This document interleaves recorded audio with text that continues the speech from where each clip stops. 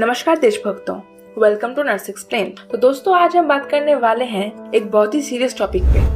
बांग्लादेश में आखिर क्या है हिंदुओं और हिंदू धर्म की हालत। आखिर क्यों बांग्लादेश में हिंदू धर्म को मानने वाले दिन प्रतिदिन कम होते जा रहे हैं। तो आइए शुरू करते हैं आज की वीडियो। Nurse explained.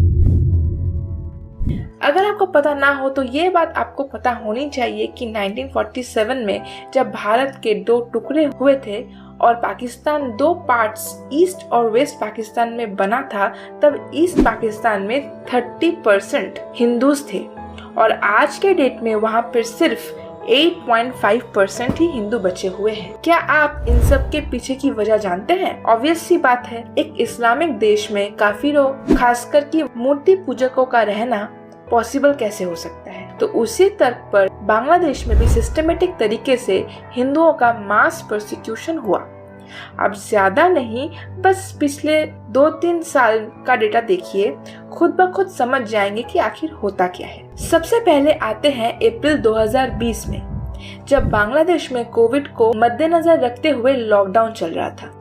6 अप्रैल जोशोर जिले के चौगाछा पुलिस थाने में एक स्थानीय मुसलमान ने अपने बेटों के साथ मिलकर 50 हिंदू फैमिलीज की 100 बीघा जमीन हड़प ली। 7 अप्रैल इस्लामिस्ट ने पटुआखाली जिले में एक हिंदू मंदिर और मूर्तियों के साथ तोड़फोड़ की। 8 अप्रैल प्रॉफिट के बारे में इंसल्टिंग कुछ लिखने के फॉल्स एलिगेशन लगाकर 35 वर्षीय शिक्षक इंद्रजीत हजारी को पुलिस ने अरेस्ट कर लिया।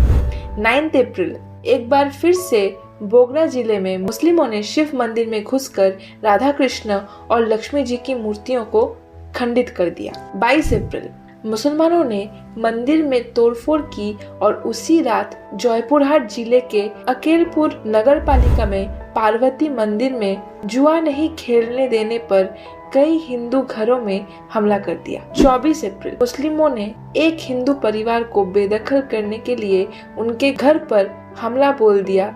इस घटना में एक प्रेग्नेंट महिला समेत परिवार के 6 सदस्य गंभीर रूप से घायल हो गए। इसी तरह से सितंबर 2020 में तो पूरे महीने की हिंदुओं के अगेंस्ट डिफरेंट क्राइम्स होते रहे हैं।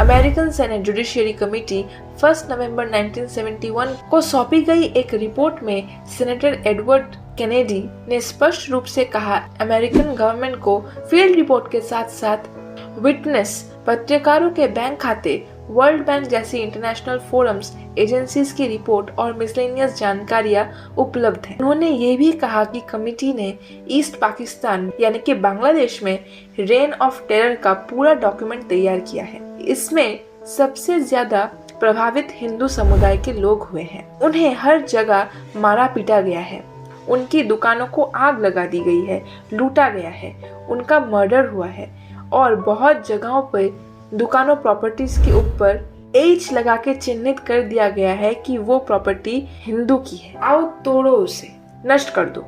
और इस आदेश को इस्लामाबाद से मार्शल लॉ के तहत पारित किया गया।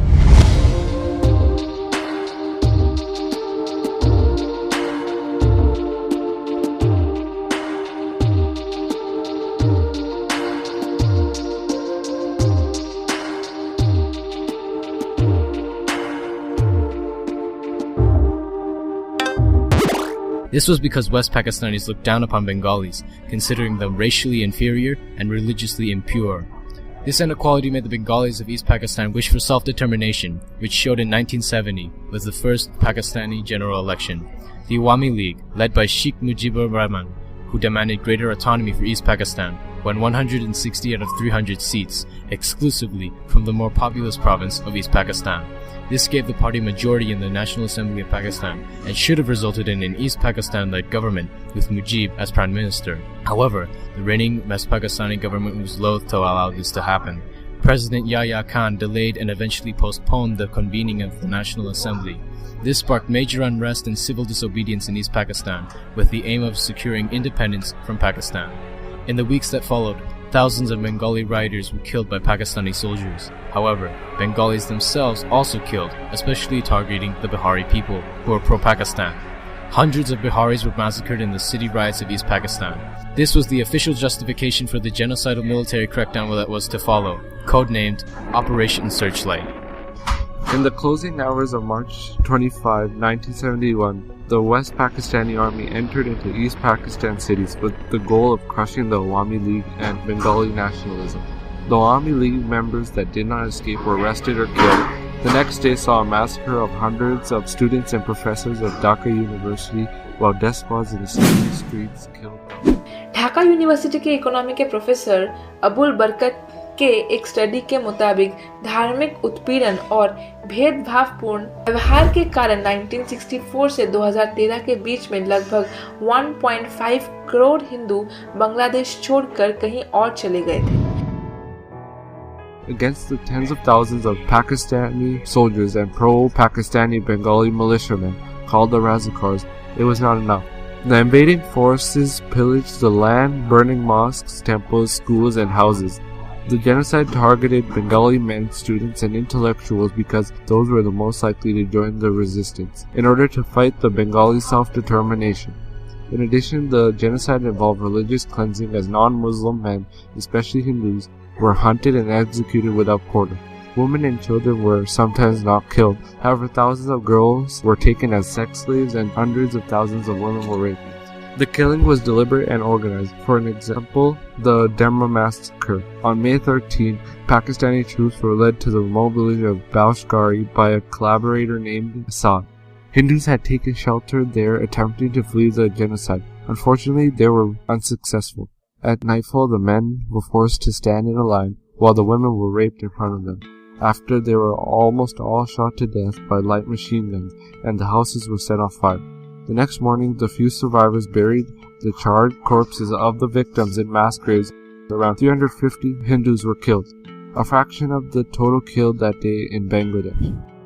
अगर आप ध्यान से बांग्लादेश में हिंदुओं की स्थिति का मुआयना करेंगे तो आप देखेंगे कि हर महीने हजारों हिंदू लड़कियों को निकाह कन्वर्शन के इरादे से किडनैप किया जाता है और उनकी कोई खबर भी नहीं बनती. 2017 में अकेले कम से कम 250 से भी ज्यादा हिंदू मंदिरों में तोड़फोड़ हुई है. 2017 में हिंदुओं के साथ होने वाले अत्याचारों की संख्या लगभग 6500 है और ध्यान दीजिए इनकी असलियत कहीं ज्यादा होती है, लेकिन अधिकतर केसेस अनरिपोर्टेड चले जाते हैं या फिर जानबूझ के रिपोर्ट किया ही नहीं जाता. बांग्लादेश के सदरघाट स्थित जगन्नाथ यूनिवर्सिटी की स्टूडेंट तिथि सरकार दुर्गा पूजा मंडप के दर्शन के लिए जाते समय गायब हो गई और उनका 6 दिन से कोई अता पता नहीं है. तिथि सरकार को यूनिवर्सिटी द्वारा भी सस्पेंड कर दिया गया था. उन पर आरोप लगा था कि उन्होंने फेसबुक पर इस्लाम और पैगंबर मोहम्मद पर टिप्पणी की है, जो वहां इश्क निंदा के तहत आता है. हालांकि हिंदू संगठनों ने उन पर लगे हुए आरोपों को झूठा बताया. तिथि जूलॉजी की स्टूडेंट है. उन्हें सोशल मीडिया के माध्यम से धार्मिक भावनाओं का अपमान करने के आरोप में जगन्नाथ यूनिवर्सिटी ने नियम 2005 की धारा 11/10 के तहत विश्वविद्यालय से अस्थायी रूप से सस्पेंड कर दिया गया. उन्हें कारण बताओ नोटिस में भी पूछा गया कि आखिर विश्वविद्यालय उन्हें हमेशा के लिए क्यों ना सस्पेंड कर दे. तिथि ने 24 अक्टूबर को अपने सस्पेंशन के विरुद्ध एक प्रदर्शन भी किया था. 3rd ईयर की स्टूडेंट तिथि सरकार संडे को यानी अक्टूबर 25 को दुर्गा पूजा मंडप के दर्शन के लिए जा रही थी. उससे पहले वो पल्लावी पुलिस स्टेशन भी गई थी. उनकी बहन स्मृति ईरानी ने थाने में शिकायत भी दर्ज कराई है. पुलिस का कहना है कि वो छात्रा की तो तलाश कर रही है, लेकिन अभी तक कुछ भी नहीं पता चला. अगर आपको ये वाली वीडियो अच्छी लगी हो तो लाइक शेयर सब्सक्राइब जरूर कीजिएगा. नर्स एक्सप्लेन टॉप नर्स का ही एक नया चैनल है, तो आपका सपोर्ट बहुत ही ज्यादा जरूरी है. मिलते हैं नेक्स्ट वीडियो में.